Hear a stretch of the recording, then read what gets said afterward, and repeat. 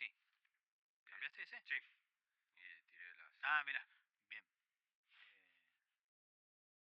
Lucas, ¿Qué haces, Pablo? ¿todo bien? ¿Podemos decir que ya tenemos Sí, ya tenemos experiencia. experiencia en esto? ¿Podemos decirlo? Arrancamos y bueno, ya creo que va funcionando a poquito, vamos entrando en ritmo, digamos. Hicimos la pretemporada en el medio del torneo, así que bueno, arrancamos, Bien. vamos arrancando. Se puede. Estamos armando algo interesante. Seguimos con estas historias de hombres, mujeres, historias de vida, de amor también, varias veces, de familia, sobre todo, mucho. Hay mucho de eso que hablar, que hemos hablado. Y hoy la historia de quién nos vas a traer a este nuevo podcast. La de Paolo Borsellino, fiscal antimafia de Italia, siciliano de Palermo. Te tengo que decir que para mí es Me de las acomodo, me historias. acomodo para escucharte porque eh, algo hemos escuchado ya Sí, de... sí, ya hemos hablado varias veces en el de Falcone, en el de Rita Atria también. Para mí, de las más lindas, digamos, es la figura a mí que más me conmueve, digamos, de los que llevan adelante el tema de la lucha llevaron adelante el tema de la lucha contra la mafia. Fundamentalmente porque yo le he puesto, digamos, el trabajador antimafia, un tipo que muy de abajo, clase trabajadora, que llegó casi a lo más alto, digamos, de la magistratura italiana y que realmente laburó mucho, si bien todo el resto lo hizo. Para mí lo de Borsellino fue un desafío muy grande. Sí, es un hombre también que destaca. Sí, También sí, quizá por ahí me equivoco, me corregís en eso, por su personalidad seguramente también. sí. Primero una persona seria, digamos, de unas convicciones muy firmes, pero una persona también por lo que siempre se comenta, lo que se lee, lo que ha relatado su familia, una persona muy agradable en el trato, muy afable. Él nace en 1940, nace en el barrio de Calza, el mismo barrio donde había nacido Falcone. Familia de clase media, digamos, más que nada clase trabajadora. Una persona que se desarrolla muy rápidamente en lo que es la parte académica, hace la secundaria, hace la facultad de Derecho muy rápido. En 1962, creo que para ese momento tenía 22 años, se recibe de abogado y ya en 1963 rinde el examen para convertirse en magistrado y se convierte en el magistrado con 23 años, se convierte en el magistrado más joven de la historia de Italia. Si bien tiene algunos inconvenientes para ejercer, era esto un poco que te decía, viene de una familia trabajadora, el padre en ese periodo en el que él se recibe y rinde el examen, él se tiene que hacer cargo de la farmacia que tenía la familia, que tenía el local, hasta que su hermana termina la carrera de farmacéutica para poder llevar adelante, encargarse de lo que era el negocio familiar, pero un tipo muy vinculado, digamos, en su laburo, a su familia, a una clase, bueno, lo que era el barrio de Calza, digamos, en Palermo, post Segunda Guerra Mundial. Bueno, entonces él termina la carrera y le suma la magistratura. Sí, Igualmente, bueno, después de hacerse un poco cargo del negocio familiar, empieza a ejercer sí, con todas las letras, digamos, su título y su sí, oficio. su oficio, digamos, el lugar que había logrado rindiendo el examen. Él era un tipo que además leía muy bien la política, si bien uno puede no estar de acuerdo, era un tipo que venía de derechas, digamos, de historia, la familia era muy vinculada a unas cuestiones de derecha. Era una persona que entendía muy bien un poco la política. Él durante la universidad había formado parte de un grupo, si se quiere, identificado con el fascismo, posfascistas, digamos, pero era un grupo medio raro, él más que nada vinculado a la derecha. De hecho, él ahí tiene un primer vínculo con Cesare Terranova, que después va a ser un juez, un magistrado antimafia muy importante y que de hecho va a tener vínculo con Borsellino, que Terranova después en una entrevista lo recuerda porque, bueno, en ese momento, de vuelta, post Segunda Guerra Mundial, pelea, izquierda, derecha, bueno, muchas veces las discusiones no terminaban en buenos términos, y Borsellino una vez fue a parar al juzgado, digamos, por una pelea que hubo entre grupos universitarios. Y de ahí Terranova le tiene recuerdo, también le tiene No, recuerdo no de daba que- mucha bola al dicho de que no se habla de religión ni política. No. Se mantenía. O sea, fue un tipo desafiante. Pero bueno, era un tipo que leía muy bien la política. Cuando entra en la magistratura, empieza a ir a distintos destinos ahí en Sicilia. En uno de esos destinos, ya te estoy hablando para. Sí, mitad de 1960 más o menos. Conoce a la que va a ser su esposa, el amor de su vida, ya que veníamos hablando varios capítulos de lo que es la cuestión del amor y la mafia. Agnese, digamos, es hija de un juez, de un magistrado. Se enamoran, muy rápidamente se casan, también lo que termina en ese momento generando una cierta sospecha de que había pasado algo antes del casamiento, pero no, se habían casado por una cuestión de que estaban profundamente enamorados. Y también llamaba un poco la particularidad de que ella, la esposa, era la hija de un magistrado y él era un magistrado que había surgido de la clase trabajadora, digamos, de un tipo No, que no se tenía hizo muy abajo. linaje jurídico ni mucho menos. No, un tipo que se hizo él mismo. Y bueno, se van moviendo por distintos lados, a los distintos destinos que a él le va tocando. De hecho, ya más o menos para 1968, 1969 le toca una fiscalía que está a 120 kilómetros de Palermo y él viaja todos los días en tren para poder laburar. Hasta que, bueno, ya llegado más los años, sí, también más o menos a fines de los años 60, principios de los años 70, lo destinan a un lugar que se llama Monreale, en la zona de Palermo, donde ahí ya empieza a tener un vínculo muy muy directo con lo que es el tema de la investigación contra la mafia. Ahí conoce a el capitán de Carabinieri Emanuele Basile, a otro fiscal que se llama Gaetano Costa, conoce a Boris Giuliano, que era un policía que se dedicaba a investigar. Todos, en realidad en ese momento la Cosa Nostra, digamos, monopolizaba el contrabando de heroína hacia Estados Unidos, que también ya lo hablamos bastante. Entonces él se empieza a vincular y empieza a desarrollar un poco más las cuestiones de las investigaciones. Se empieza a involucrar muchísimo. En ese momento la mafia empieza con su política de guerra contra el Estado y empieza la etapa de matar gente, digamos, de matar políticos, de empezar a matar fiscales, de empezar a matar periodistas. Sacarse del medio a ciertas personas que molestaban. Las personas que le molestaban, la mafia, digamos, cuando el grupo de los corleoneses de la zona de Corleone, con Toto Rina, Bernardo Provenzano, Luciano Leggio, bueno, varios de los que son los capos de la zona de Corleone, empiezan a asesinar. Y bueno, los primeros que empiezan a asesinar así que le tocan muy cerca a Borsellino son los mismos que había conocido en Monreale. Matan a Boris Giuliano, matan a Terranova con su custodio junto a Lenin Mancuso, digamos, creo, si no recuerdo mal, que es el primer magistrado que muere con una bomba, que le ponen una bomba en un coche en la puerta de su casa y cuando está saliendo detonan. Muere el encargado del edificio, el juez, el magistrado Terranova y también Lenin Mancuso, que era el custodio. Terranova había sido... junto con Pio La Torre, un sindicalista de Sicilia comunista, que habían estado los dos en el Congreso, en el Parlamento italiano, habían presentado un informe sobre la mafia y habían empezado a plantear dos políticas que después en el 1982 empiezan a tomar forma.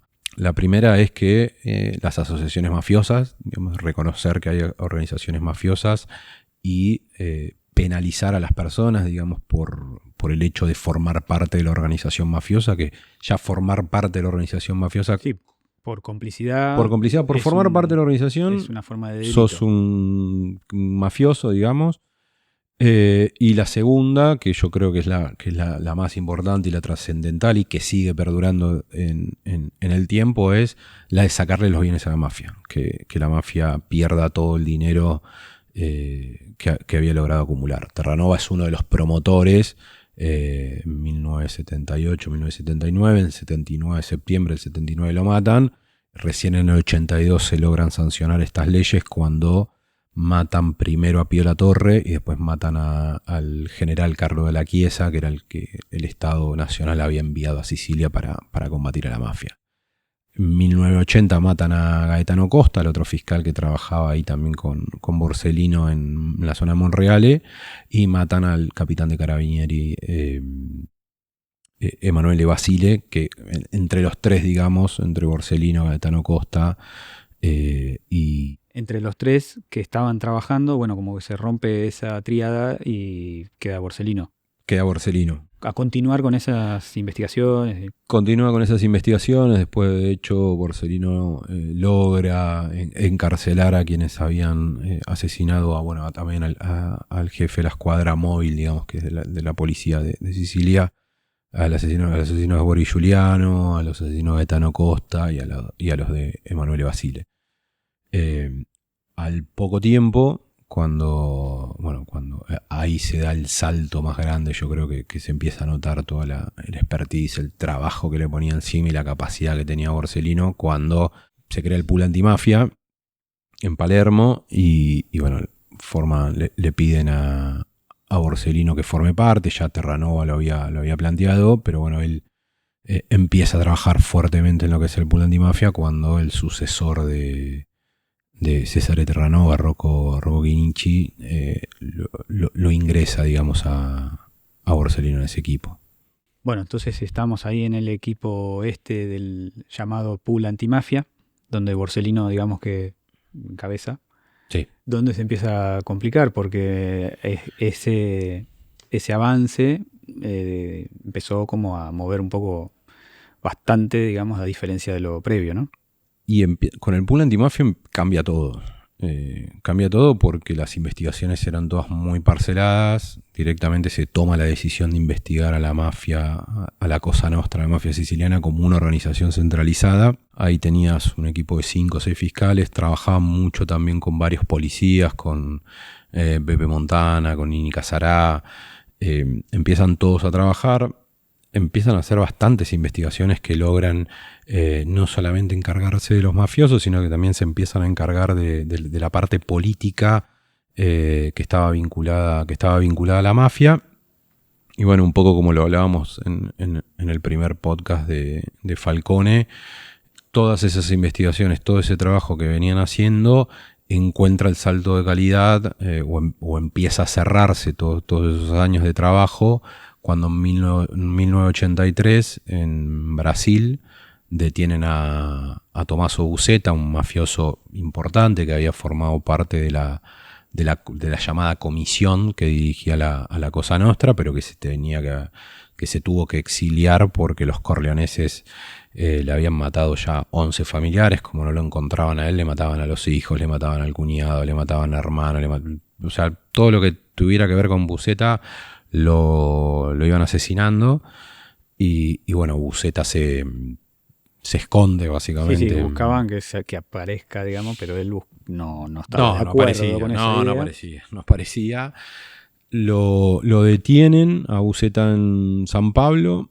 Él se trata de suicidar, no logra suicidarse. Lo extraditan a Italia y se convierte en colaborador. Se convierte en colaborador de la justicia. Se pasa todo el tiempo fundamentalmente con Falcone. Se pasa días enteros encerrado contándole qué era la Cosa Nostra, cómo se afiliaba la gente a la Cosa Nostra, los delitos que habían cometido, quién lo había cometido, cómo. Sí hay una parte que Busetta no cuenta, que él dice que Italia no está preparado, ni Falcone está preparado para enterarse la parte de la complicidad con la política. Esa parte él dice, yo no la voy a contar porque sería derribar todo un sistema, básicamente, que no... Bueno, igual es como que está diciendo mucho, ¿no? Igual está diciendo que hay mucho, pero no entrega decirlo pruebas. Ya claro. Es decirlo, no entrega pruebas. Pero no entrega pruebas. Con Busetta ya colaborando, contando todas estas cosas y las que no, pero bueno, no viene al caso, es otra charla de otro podcast. Pero bueno, trabajaban en conjunto ya Falcone con Borsellino. Sí, Borsellino, creo que el pool antimafia había 3 personas más, no me acuerdo ahora bien los nombres, pero estaba Giuseppe Ayala, Di Lello, cuando matan a Rocco Chinichi, Antonino Caponetto, que es un magistrado de Florencia, viene para ocupar el lugar de Rocco Chinichi. De hecho, Rocco Chinichi, cuando arma el pool antimafia, su hija, que era abogada, medio que la suma al pool, digamos, para que se vaya curtiendo un poco, digamos, de alguna manera, y que colabore. Y la hija de Chinichi medio que se empieza a desarrollar bajo el ala de Borsellino por pedido de Chinichi. Entonces el pool empieza a avanzar un montón.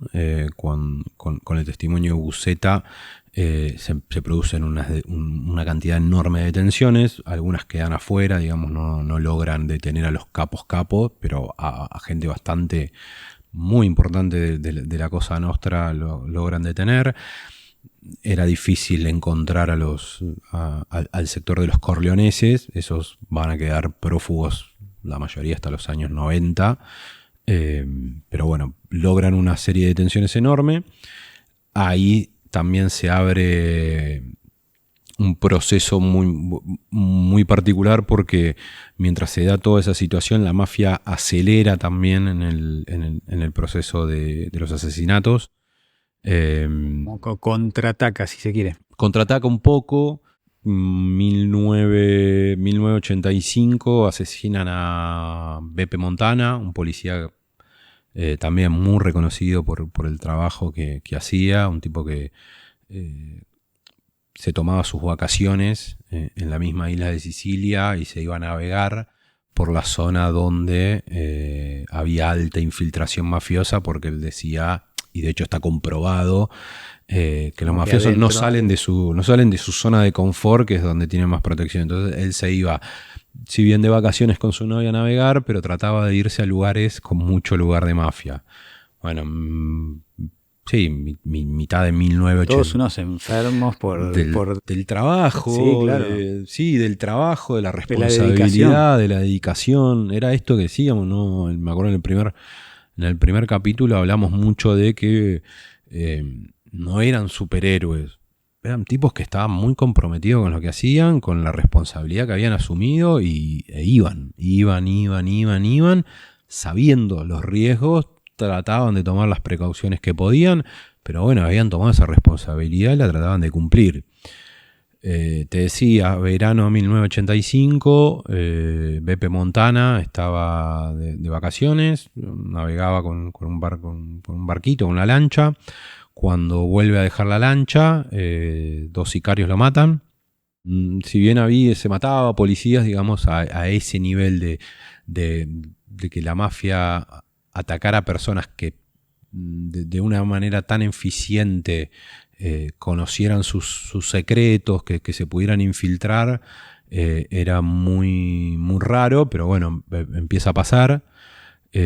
Para mí hay una de las frases en relación al asesinato de Montana, de Beppe Montana. Borsellino la da mucho tiempo después, que van al hecho del crimen y va junto a Nini Casarà, otro policía amigo de Montana y compañero de trabajo. Y Borsellino dice que Nini Casarà, mientras estaban yendo, le dice, bueno, asumamos que somos cadáveres caminando, o sea, que nos van a matar. No pasemos por alto que nos van a matar. En cualquier momento la ruleta viene para acá. Sí, nos van a matar. Él escuchar y que él mismo se repita, somos cadáveres caminando en una pelea contra la mafia, con el paso del tiempo para mí empieza a tener una situación de impacto muy, muy, muy grande. A las semanas, creo, matan a Nini Casarà, junto con otro policía que había trabajado con ellos en Sicilia. Vaticinó quién seguía, digamos. Sí, el que él le dijo, somos cadáveres que caminan, a las pocas semanas lo matan, junto con un chico, con un policía muy joven, Roberto Antioquia, que él había sido policía en Sicilia, se había ido al norte. Cuando vieron que mataron a Beppe Montana, él vuelve y pide ser custodio de Nini Casarà. Bueno, no logra sobrevivir. La mafia lo mata Casará desde una casa vecina. Habían tomado la casa y los ametrallan a los dos y nada, los terminan matando. Y ese fin de año, bueno, en 1985 se da toda esa situación y se da también la que contamos en el primer capítulo, de que Borsellino con su familia y Falcone con Francesca Morvillo, con su esposa, se encierran en una cárcel para terminar de preparar la acusación en el juicio oral, que les hacen pagar la cuenta de ocupar un espacio de la cárcel. Borsellino particularmente lo sufre mucho. Una de sus hijas, Lucía, tiene trastornos alimenticios y él se siente muy culpable por la situación. Él, digamos, estaba en una situación diferente a la de Falcone. Falcone había dicho que no se traían huérfanos al mundo, que él no quería tener hijos. Justamente en parte... En parte por esto, Borsellino tenía hijos varones, hijas mujeres, y bueno, y lo sufren. Fines de 1985 se hace la acusación del maxi proceso. Ellos siguen el trabajo, 1985, 1986, 1987, cuando termina el maxi proceso, que se emiten todas las sentencias condenatorias, que entre todos juntan más de 2000 años, varias cadenas perpetuas, algunas absoluciones, bastante. Y bueno, ahí también empieza el cambio de la historia. Siempre son procesos los que se van dando, pero siempre se van dando momentos quiebres. Sí, claro. Cuando termina a la distancia se nota se puede analizar. Se puede analizar. Medio entrando con el vicio del historiador, hay procesos de larga duración, de mediana duración y de corta duración. Bueno, cuando termina el maxi proceso, que fue, si querés, un proceso de mediana y de larga duración por todo lo que llevó a hacerlo y por todo el cambio cultural que eso representó, cuando termina el juicio empieza un cambio de la historia que lamentablemente para algunas cosas termina muy bien, porque el juicio demuestra que judicialmente que la Cosa Nostra existe, se empieza a tomar un poco más de magnitud de lo que es realmente la organización mafiosa y cómo funcionaba. Y además los resultados, ¿no? Y los resultados. Pero después se produce un cambio donde, bueno, listo, ya tuvieron el show de enjuiciar a la mafia, de decir que algunos sectores los decían, que los sicilianos son todos mafiosos, que la mafia es una cuestión de atraso de la zona sur de Italia. Bueno, listo, ya se terminó acá.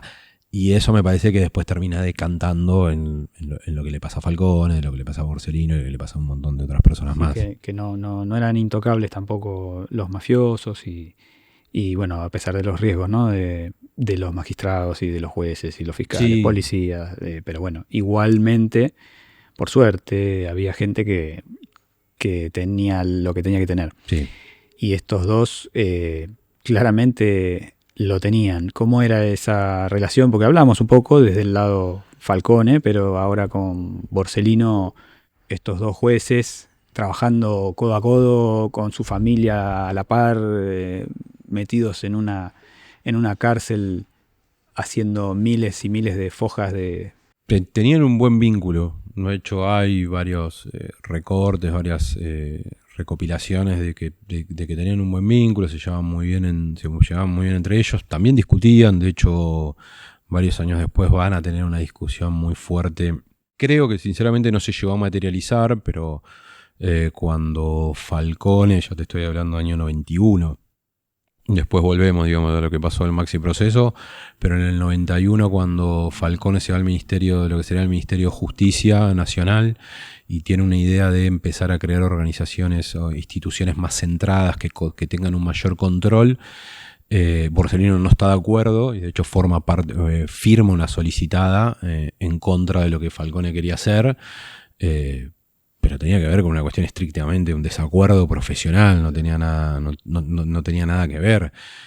Pero tenían un muy buen vínculo. De hecho, si bien tenían una pequeña diferencia de edad, se habían criado en el mismo barrio, habían compartido actividades. Sí, por eso me acuerdo. Común.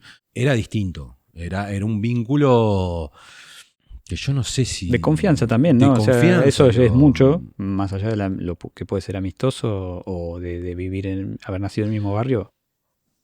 Mirá, yo o que siempre, apuntaban a lo mismo, claramente. yo con eso, con estas cuestiones, siempre pensé lo mismo. Digo, uno puede tener afecto, cariño, amar a su familia, amar a su pareja, amar a su amigo, eh, pero cuando vos desarrollás un vínculo con una persona que trabaja de enfrentar al crimen organizado, de enfrentar a la mafia, de enfrentar a los demonios que andan dando vuelta por la sociedad, eh, es una relación superior.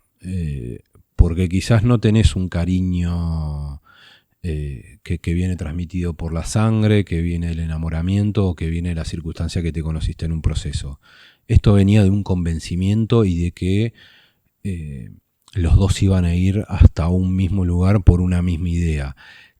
Creo que es hasta superior ese tipo de relación a la que puede ser un vínculo con la familia, que se puede pelear por cualquier motivo, con una pareja que te puedes pelear por cualquier motivo, o con un amigo que te puedes pelear por cualquier motivo. Encontrar dos personas, o tres, o cuatro, las que sean, que digamos que se cuidan la espalda, que caminan juntos ante el riesgo de la muerte por una mejora de la sociedad, creo que es un estado hasta superior del amor que se puede tener con cualquier otro tipo de relación.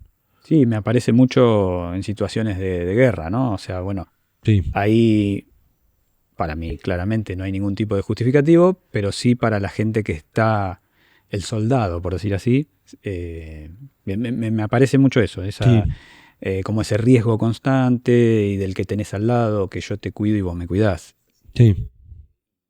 Pero hasta eso fue voluntario. Esto lo digo, la No, diferencia. no, está bien. En este punto que es voluntario, lo asumieron y dijeron, bueno, yo con esta persona camino.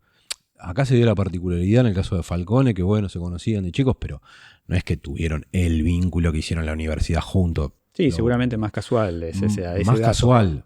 Pero después se volvieron, digo, la persona con la que puedo morir y no me importa, y camino al lado. Por eso digo, para mí ese vínculo de querer cambiar la sociedad, de querer cambiar o sacar los males de la sociedad, porque de hecho, esto que te decía, Borsellino era más de derecha y Falcón era más de izquierda, tenía más vínculos con el Partido Socialista y Borsellino venía de lo que era, si querés, la herencia del fascismo, y no importa. Ellos estaban de acuerdo que En una causa estaban extremadamente de acuerdo. estaban extremadamente de acuerdo. Ellos estaban de acuerdo de que por izquierda o por derecha la mafia era un mal superior a lo que podía ser una discusión política que después en algún momento se saldaba. Ese vínculo que ellos desarrollaron creo que fue increíblemente superior. Volviendo igual al maxi proceso, pero sin dejar de tener presente este vínculo del que estamos hablando, del que vos estás comentando de ellos dos. Pero bueno, maxi proceso. Cuando termina, se emiten las sentencias, Caponetto, bueno, deja el pool antimafia, vuelve para Florencia, además estaba bastante cerca de la edad de jubilarse. Borsellino pide su traslado a Trapani, si no recuerdo mal, para poder continuar con las investigaciones en una zona como la de Trapani, que por ejemplo hace muy poco tiempo, unos 2-3 años, se detiene al último gran prófugo de la Cosa Nostra después de estar 30 años prófugo en Trapani, digamos, sin moverse de Trapani. Estaba ahí Mateo Messina Denaro, que es el último, digamos, se le decía el príncipe de la Cosa Nostra. Entonces él pide su traslado a Trapani con la confianza de que el pool antimafia va a seguir, porque el que va a quedar naturalmente a cargo es Falcone. Bueno, pasa lo que ya contamos, básicamente lo traicionan, terminan eligiendo a un magistrado que también estaba cerca de jubilarse, que nunca había tenido experiencia nada con la cuestión de mafia, y que desarma el pool antimafia, cambia toda la estrategia, empiezan las peleas públicas, empieza toda la etapa, lo que se llama la etapa de los venenos, los tiempos de los venenos, donde empiezan a hacer toda una campaña mediática y política y judicial también para desprestigiar a Falcone, para correrlo. Borsellino salta en defensa, de hecho se come un llamado de atención en el Consejo de la Magistratura, porque públicamente sale por todos lados a decir que es una locura lo que hicieron, que el nuevo jefe, que es Antonio Meli, no tiene ninguna capacidad para poder estar ahí. Le dice, bueno, aflojar, estás pasando varios pueblos. Pero Borsellino estaba sacado, creo que en alguno, cuando vos ves algunas declaraciones y hasta algunos videos de esa época que están en YouTube, Borsellino parece más sacado que Falcone, que la traición que le cometen a su amigo. Pero bueno, él se traslada a la Fiscalía de Trapani y bueno, sigue investigando cuestiones de mafia. Empieza a investigar otros tipos de casos también. Había un asesino serial, me acuerdo, hacía varios años que él intenta también atraparlo. Pero después de lo que es el maxi proceso, Falcone, pero Borsellino creo que después es con el que más se materializa, se decide investigar los vínculos del sector económico siciliano y nacional también, pero muy fuertemente empieza o trata de investigar lo que es los vínculos de la mafia con el sector político, fundamentalmente de la Democracia Cristiana, que era como el partido todo gobernante de Sicilia y en ese momento de toda Italia desde que se había formado la Primera República. Sale de una y se mete en otra. Sí, era un tipo que no frenaba. Esto que te decía, era un tipo que de unas convicciones muy firmes, muy sólidas, de no moverse, en el sentido de que costaba moverlo, por lo que cuentan. Pero también una persona muy, muy cercana. Ya cuando estamos hablando, por ejemplo, en 1991, él conoce lo que contamos en el segundo podcast, conoce a Piraiello, la cuñada de Rita Atria, y después conoce a Rita Atria, que se convierte básicamente en el padre de Rita fundamentalmente, pero de Piera, si querés, en algún punto también. Era el que la consolaba a Rita cuando la madre la maltrataba, era el que se preocupaba y la llamaba para ver cómo estaba. Era ese tipo que podía enfrentarse a un mafioso, darse media vuelta, pasar a la otra habitación y sentarse en las piernas a la hija de Pierre y darle caramelos y charlar y hacer dibujos con la nena en su oficina de fiscal. Era ese tipo, era un tipo que no perdía la ternura, la humanidad por tener que enfrentarse a la mafia. Era un tipo interesante, si se quiere, como para poder prestarle atención a la parte psicológica, a la parte humana. Nosotros acá estamos más que nada contando la parte de lo que le legó al pueblo italiano, y parte del laburo que él hizo está delegado, digamos, en todo el mundo en la lucha contra el crimen organizado. Pero tiene una parte humana que a mí, yo todavía no termino de codificar, me la imagino, digamos, por eso tengo este punto de admiración con una persona como él, como con Falcone, con Rita. Que bueno, quizás hay cosas que no se explican. Sí, quizás no se le da tanta bolilla a eso, porque obviamente se hace más público la parte de los logros, los títulos, ¿no? Lo que pudo conseguir o lo que pudo, pero... Sí, a mí es una parte que me atrapa, decir, che, estos tipos sabían que los iban a matar. ¿Y por qué seguían? Yo no creo que sea porque se querían convertir en mártir. Yo estoy convencido que no querían ser mártir en el término de mártir, me sacrifico. No, querían seguir viviendo, pero querían hacer lo que tenían que hacer. Esa parte a mí me sorprende, me fascina, y que creo que es parte de lo que hay que recuperar para recomponer el tejido social en el mundo. Ese nivel de preocuparse por el otro. Borsellino lo tenía. Bueno, y contame, para retomar esta parte, hablaste del maxi proceso, ya eso se cerró, las contradicciones con Falcone, pero bueno, sigue en 1992, lo matan a Falcone, esto sí. Claramente ahí Borsellino. Para Borsellino es...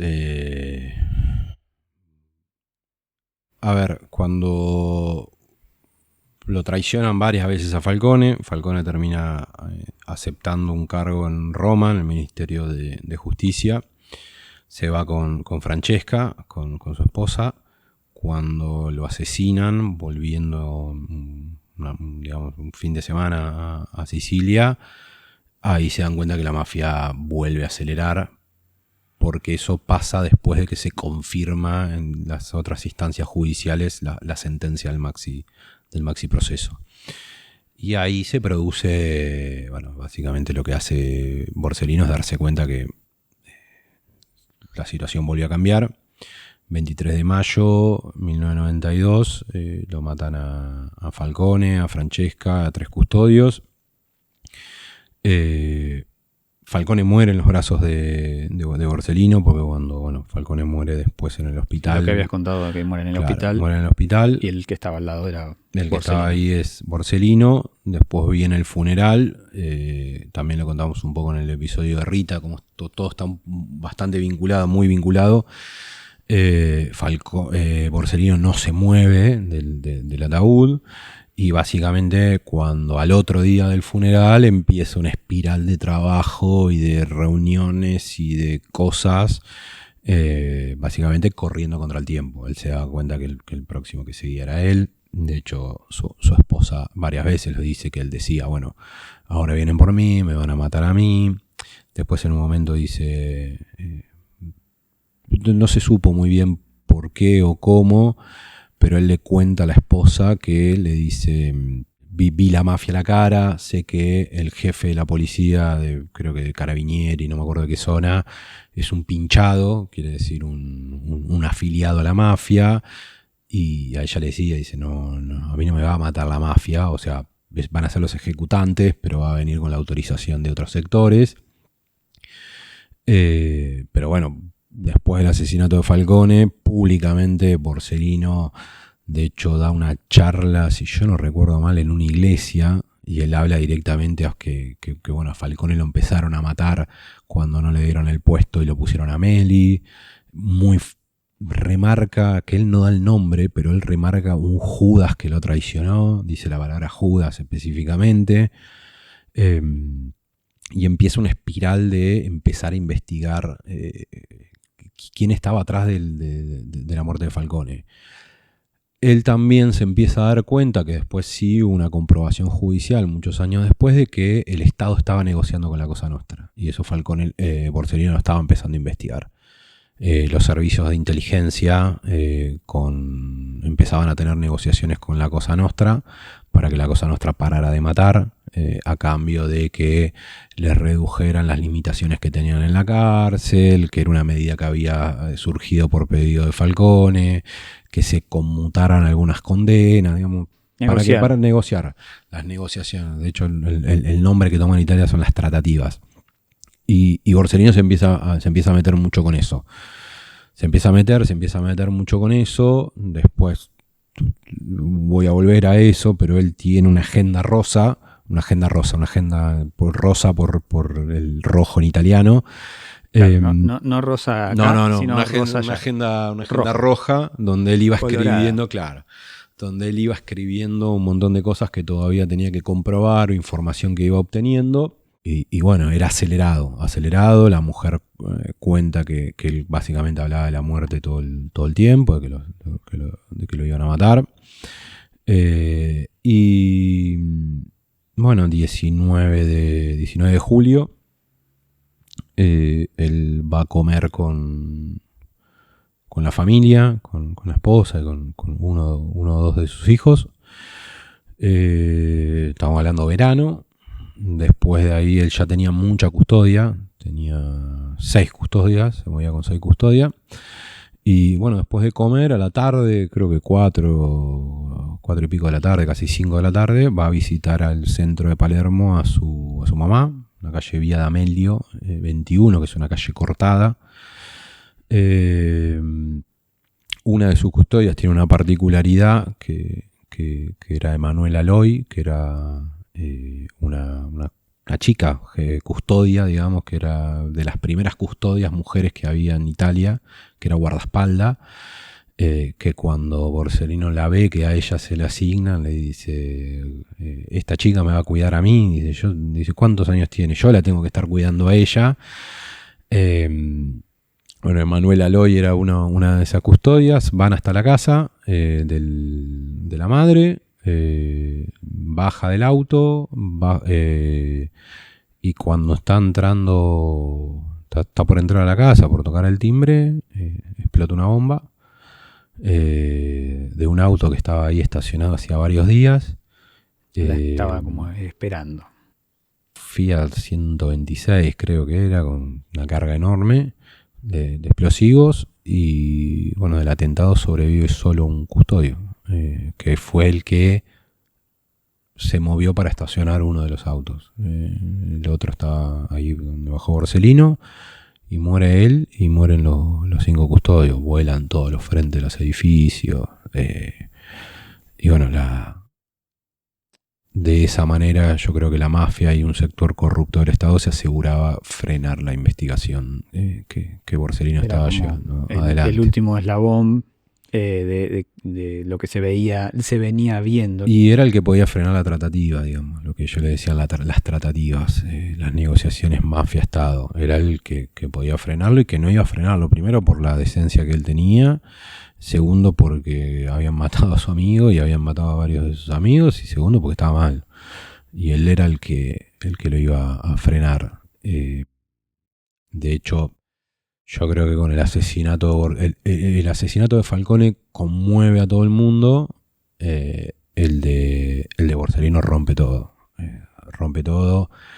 Me acuerdo que hay también un video que circula donde justo unos periodistas lo encuentran saliendo a Caponeto, el que había sido el jefe del pool antimafia, y vos lo ves totalmente conmocionado, que el tipo le dice: se terminó todo. Sí, es seguir, es como seguir Ya exponiendo está, no, que es nos sigan innecesario. matando. Nada más, como diciendo, no estamos logrando nada. O sea, Claro.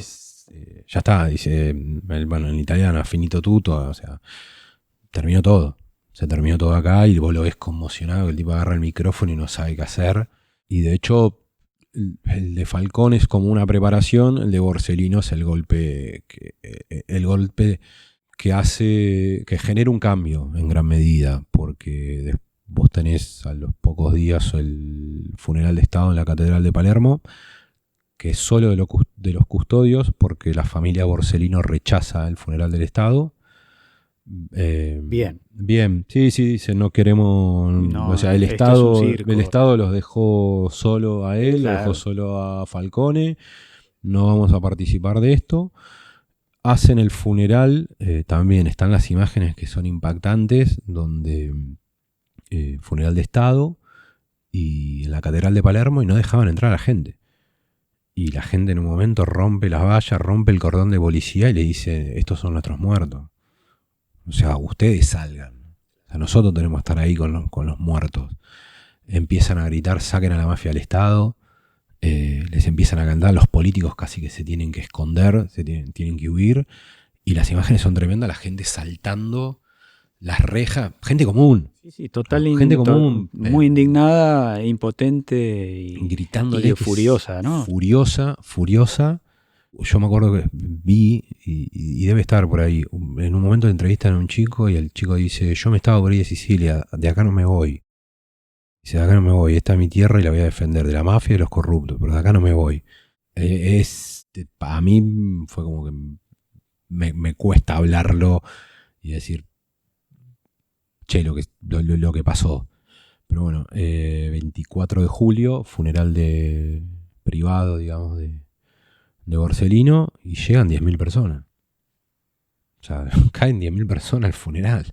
De un juez. De un magistrado. Un magistrado, sí. Dijo, de un magistrado. Hoy ¿Dónde la viste? ¿No? Imagínate lo que generó que vos, el aeropuerto de Palermo se llama Falcone Borsellino. Hay murales por todos lados de Falcone y Borsellino. Hay murales de policías que lucharon contra la mafia, murales de periodistas, murales de otros magistrados. Palermo, Sicilia en general está lleno. Y bueno, después, muchos años después, judicialmente no hay condenas, pero judicialmente se pudo comprobar que eso que Borsellino decía, lo de la tratativa, había existido. Muchos colaboradores de mafia que después colaboraron con la justicia, después terminan declarando que es verdad, que lo matan básicamente porque iba a tirar todo abajo. Sí, iba a tirar todo el acuerdo que estaban teniendo, lo van a tirar abajo.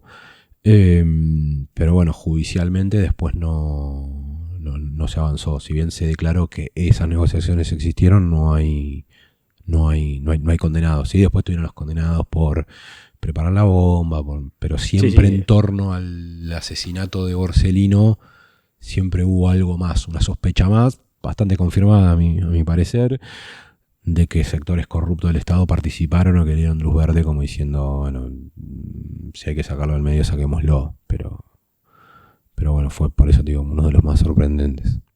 Va en avance, me parece a mí, la emoción de todas estas cosas que se vienen hablando en los capítulos. Y lo que me lleva a que no lo hicimos en todos, pero yo viéndote cómo hablas de ciertas cosas, te vuelvo a preguntar, ¿quién era Borsellino? Voy a volver a la del héroe. Creo que te lo dije, y a veces capaz que si lo digo ahora hasta lo digo más claro. Era un héroe y era un laburante.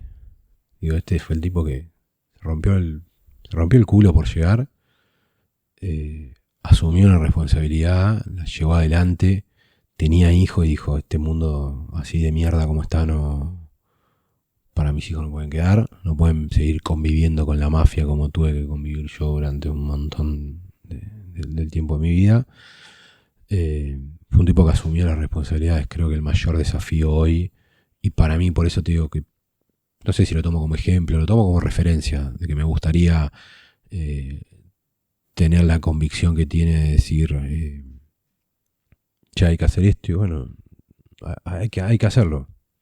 Hay que hacerlo, es la responsabilidad que tenemos con nuestro círculo más íntimo, con el menos íntimo y con la sociedad en general. Si uno se decide meter en política, si uno se decide meter en la justicia, si uno se decide meter en lo que sea que tenga que ver con el otro, lo tiene que hacer asumiendo la responsabilidad de que tiene que dejarle un mundo mejor al que está al lado. Y tipos como Borsellino lo hicieron. A mí me impactó eso. Ahora no lo tengo, pero no se puede ver, pero está. Yo me acuerdo que, si bien no es una frase de él, pero una frase que él repetía mucho, que era el que tiene miedo muere siempre, quien no tiene miedo muere una sola vez. De que no se puede vivir con miedo, de que tampoco ser un temerario, pero que no se puede vivir con miedo porque si no te va a dejar hacer nada. Paraliza. Y bueno, yo esa frase en italiano la tengo tatuada en el antebrazo y sí, de vez en cuando la voy mirando y digo, bueno, che, es por acá, estará bien, estará mal, pero... Tanto tatuaje tribal, ¿no? Y tanto... Pero sí, nada, está bien. A mí me generó, viste, a veces... pero bueno, a mí me sorprendió. Sí, tipo, y te lo tatuaste y aunque no se vea, se ve. Se ve, ojalá. Bueno, me quedo así medio callado porque la verdad que conmueve en principio la historia en general, ¿no? En cualquier historia, pero estas personas conmueven. Por lo menos, bueno, te veo a vos y a mí también me conmueve claramente. Pero se terminó este nuevo capítulo por un tema de tiempos. Y una vez más, siempre te agradezco. No, pensé que ibas a agradecer al balcón. Sí, primero. también, pero quería tomarme estos segundos finales de agradecerte a vos de... No te gusta que te digamos especialista y nadie te lo va a decir. Por favor. No lo vamos a poner en ningún graph, pero te agradezco que te hayas instruido tanto para brindarnos semejante conocimiento de la historia de Borsellino. No, déjame agradecer a mis compañeros también. Digo, yo llegué a esto en gran medida por mis compañeros de Libra en Italia, por mis compañeros de militancia acá. Por esto de poder hacer esto también con vos, digo, de querer uno mejorar, no convertirse en un especialista. Mejorar. En tratar de ser un poquito mejor día a día para poder ir haciendo más cosas. Creo que el tema de la mafia, el tema del crimen organizado es un riesgo muy grande que tiene la Argentina, que tiene Italia, que tiene el mundo. Creo que va a ser un problema serio si no lo atendemos a tiempo. Creo que estamos a tiempo porque es un fenómeno social y los fenómenos sociales lo cambia la gente. no es un fenómeno de otro tipo Sí, extraterrestre. claro. Es un fenómeno social y que lo podemos cambiar nosotros. Entonces, nada, agradecerte que podamos hacer esto también para darle difusión y quizás encontrar otros aliados en este camino. Qué buena palabra. Bueno, y le agradecemos también a Al Alejandro Balcón, Lloroa, al al Balcón. Balcón, y esa buena gente también que hay por acá. Que hay por acá. Un abrazo, Lucas. Gracias.